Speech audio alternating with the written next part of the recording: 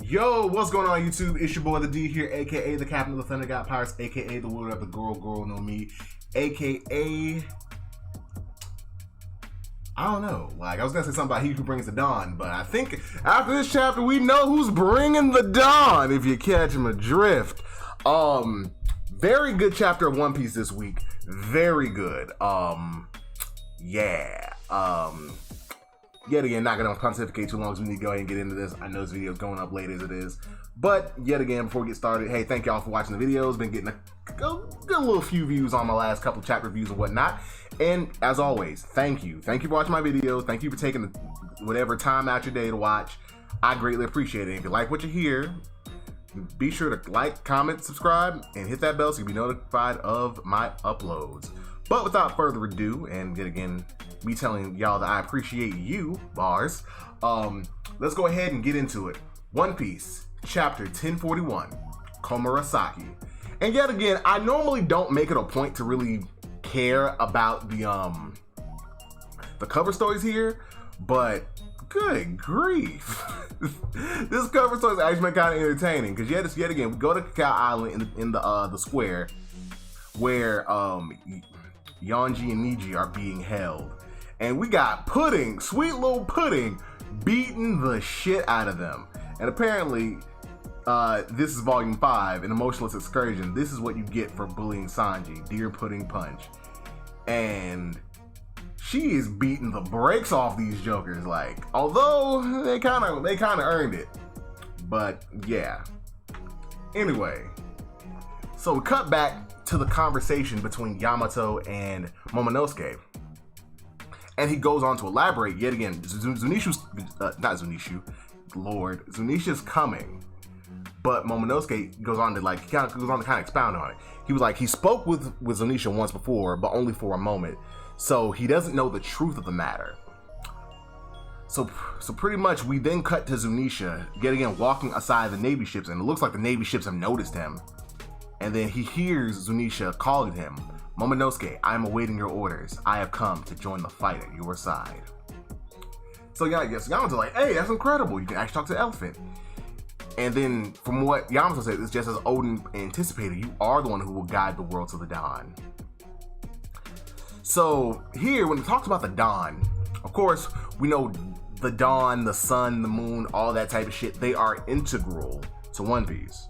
Hell, remember, One Piece's original one-shot was called Romance Dawn. Then they talk about the one who will bring the dawn, which is something that the fishermen have said, that's been said here, and I think somebody else said it. And even then, the imagery of the sun and moon.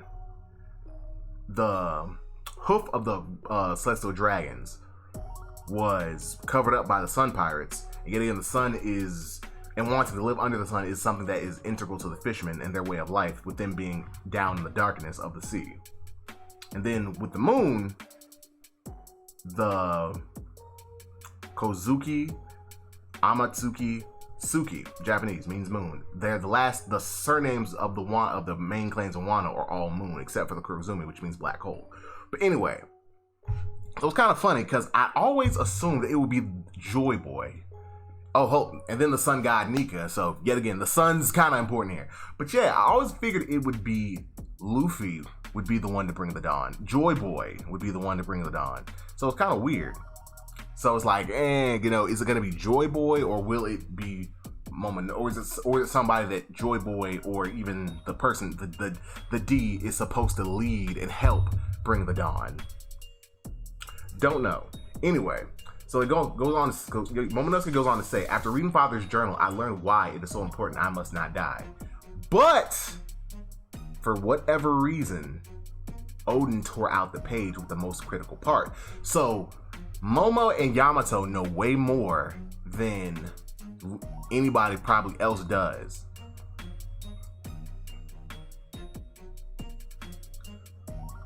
Like they know more about this whole thing than most other people, but they don't know the full story because Odin ripped out that page.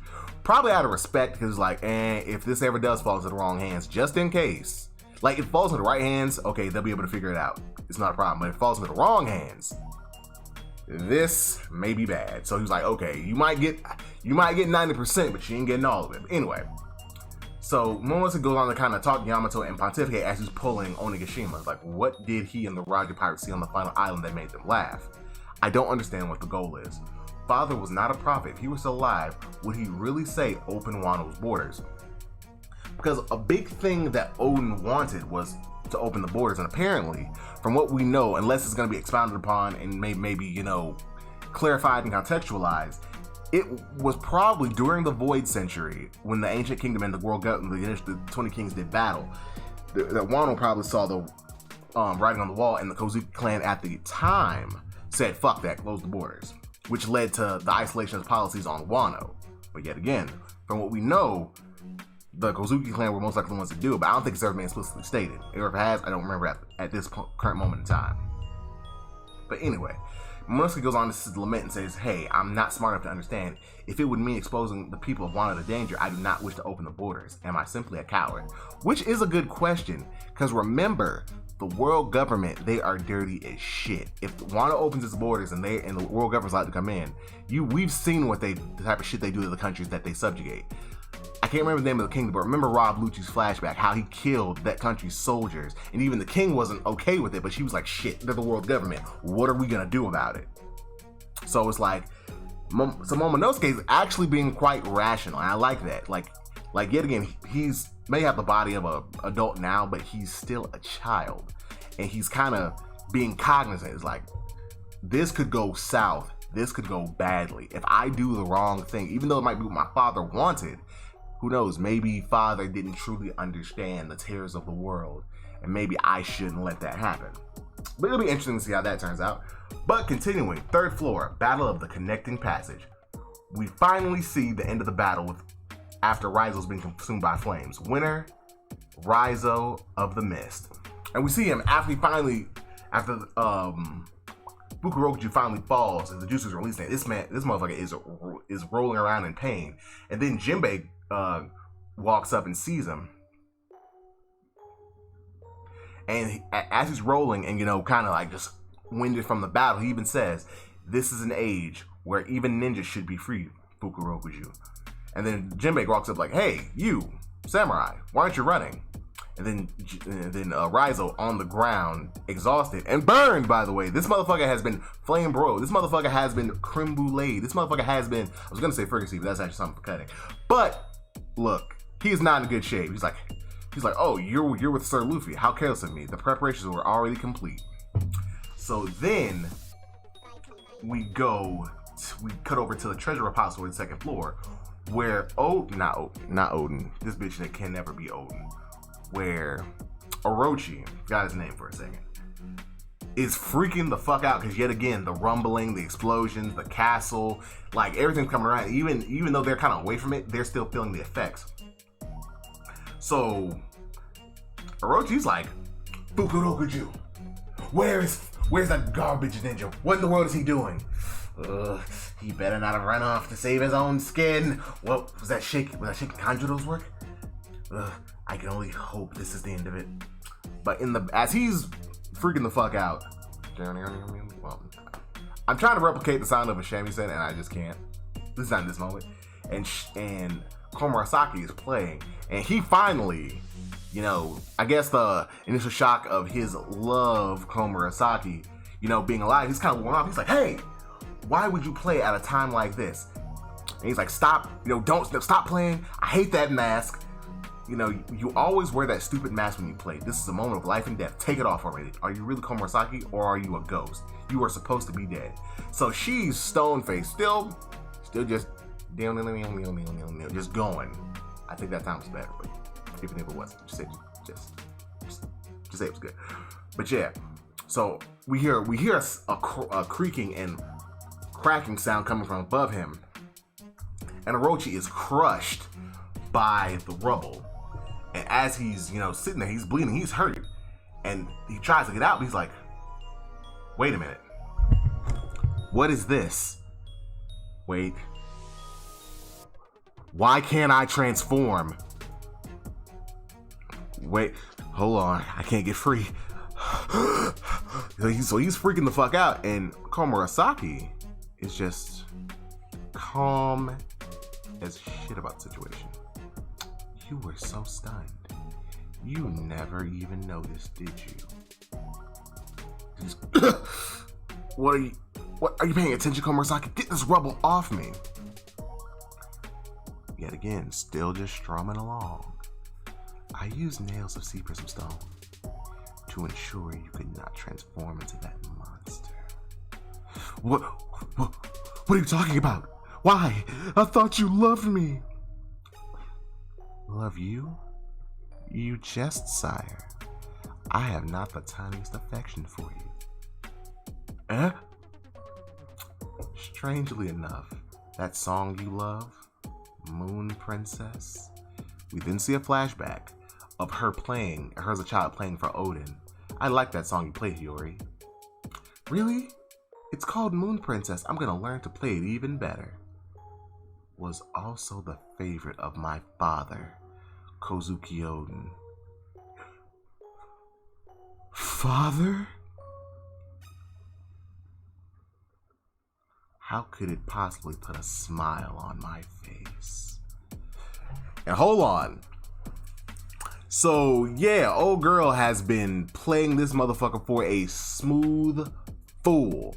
Now, I don't think we ever saw when she put the needles in him. I don't because originally when I first read the chapter this morning the first time, I thought she meant like maybe she like broke some stuff, some sea prism up, like nails. She just used them and then put them in something that he ate or something. But I think it's kind of like Sinbone, the needles from Naruto. She might have put them in him, and they might have been so minuscule because initially I was thinking, how the hell are you gonna put needles in somebody and they not notice? But if you know about acupuncture, that's kind of a thing.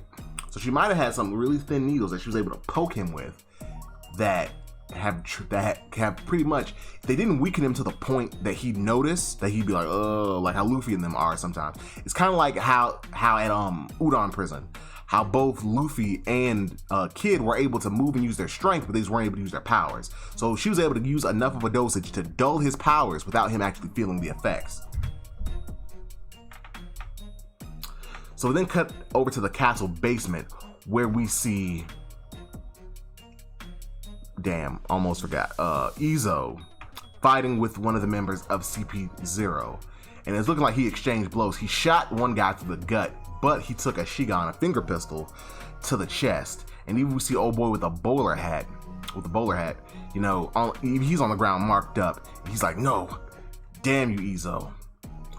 And it's looking like Izo might be dead because as he was shooting, he said, just survive, Kiku. So, ooh, gonna have to call you back, bro. But it's looking like Izo might be dead because I remember I had that thought. I was like, okay, you know, remember when they walked past him and Izo was like, whatever. But then he was like, wait.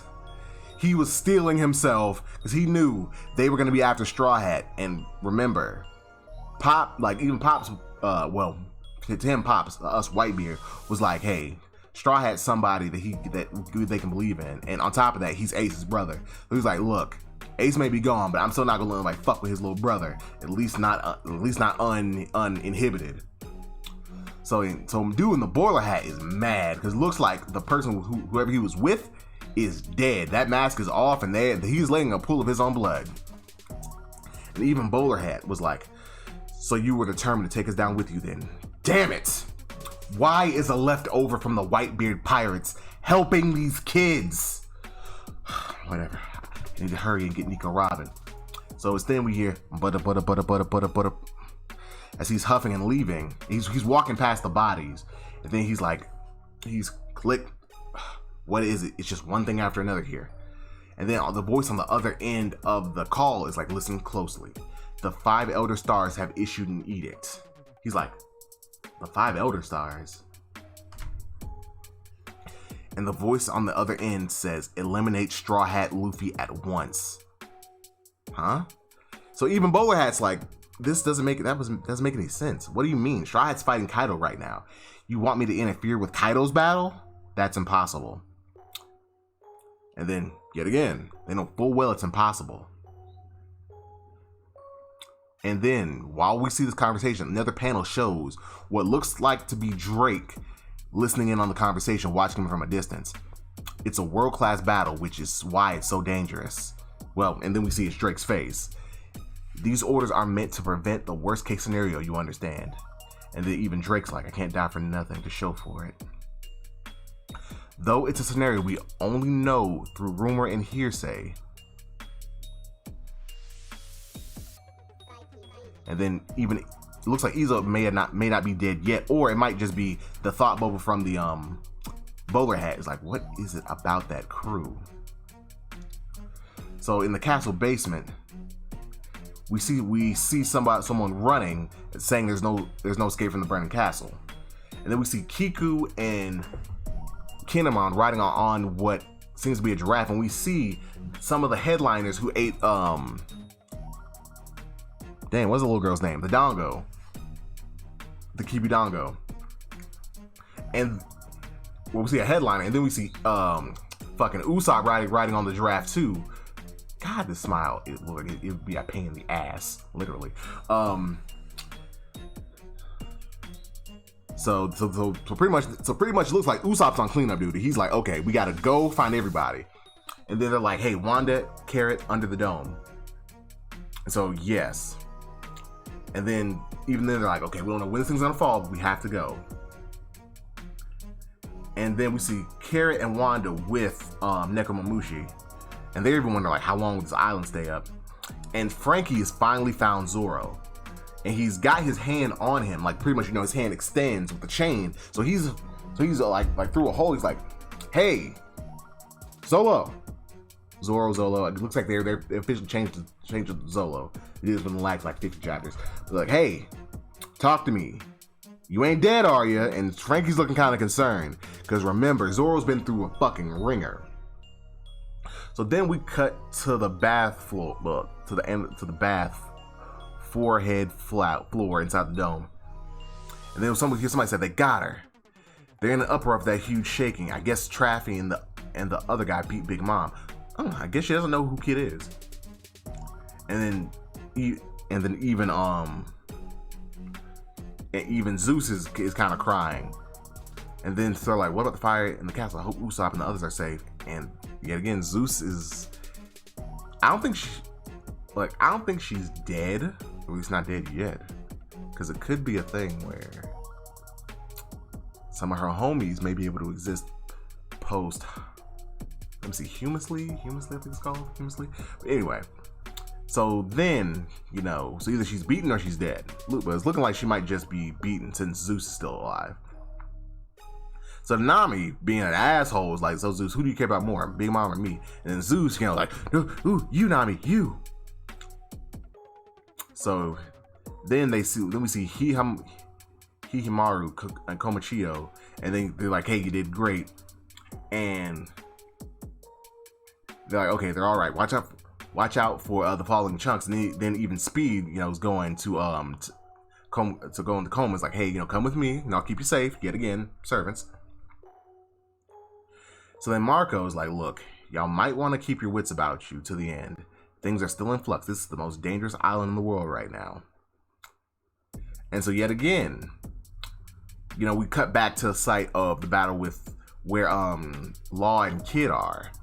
And yet again, both the Kid Pirates and the Heart Pirates are still on one. Their captains beat a Yonko. And then we see stuff still, coming down from above. It's still shaking up there. So then Kid's like, he's flat on his back. He's like, hey, you still got enough? And then Law's like, for Kaido?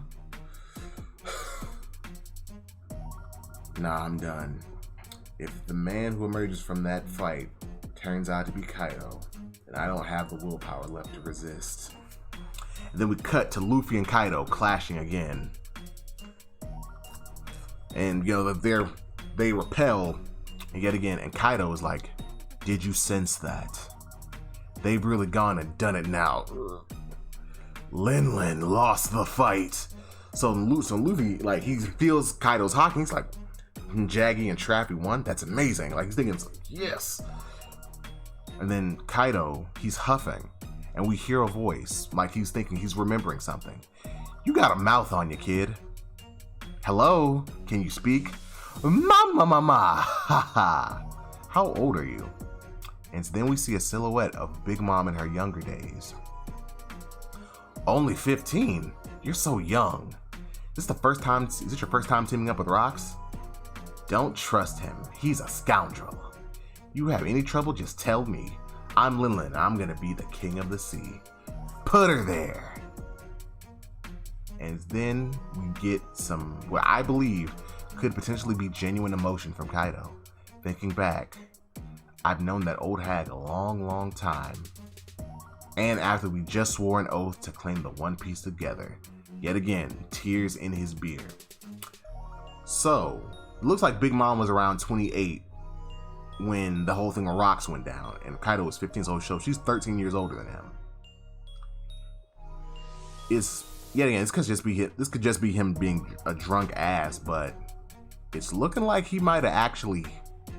I'm not sure it might have been romantic, but I think those two, they may have had their differences. They may have been, because I'm not, like I said, I'm not sure she's dead yet, but in spite of everything that they've been through, I think he may have held some affection for her.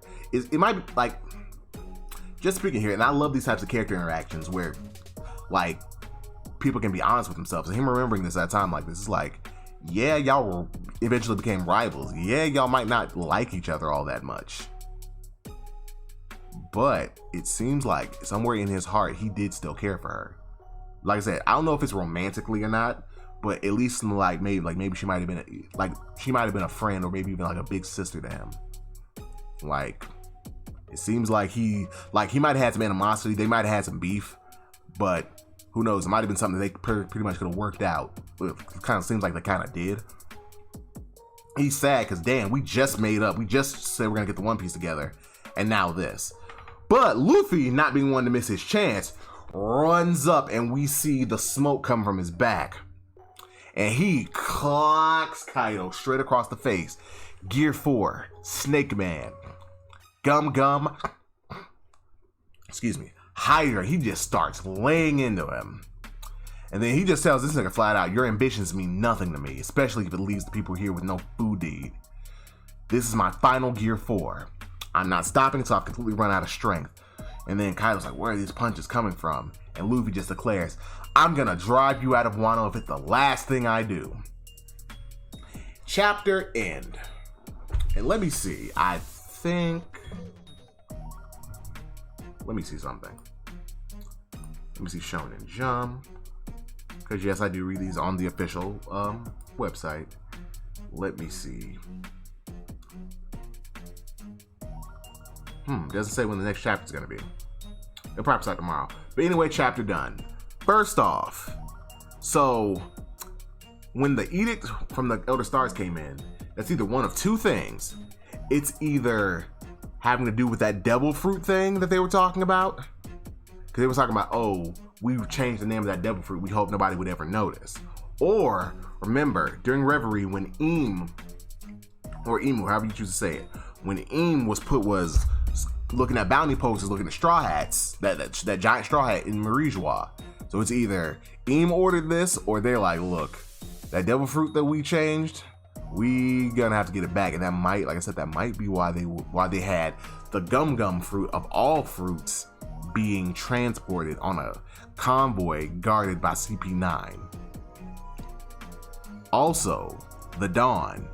I think after all this is said and done, we're actually gonna get a more of an answer of what that means. Who's gonna bring the Dawn? If not, like I said, we're not gonna find out what the One Piece is. But I think we're finally gonna actually get a little bit more information on the Dawn, and maybe a little bit more information on the voice entry itself. Not like anything concrete, but something about Sun God Nika. We're gonna get something, because that's weird. I don't think they're gonna just gloss over the fact that they have a Roger Pirate's account of his journey, and Luffy and them are gonna find out. And finally, I don't know about next week, but I think we're getting close to that Kaido backstory with him remembering how he met Charlotte. That's gonna be interesting. But anyway, that's gonna be this week's chapter review. Well, chapter discussion. This is not really a review, just a good chapter. But anyway, just let me know what you think. Put it in the comments below. What did you think about the chapter? Was there anything interesting that stood out to you? But without further ado, but without, taking any more of your time, it's going to be your boy, the D, signing out. Holla at you.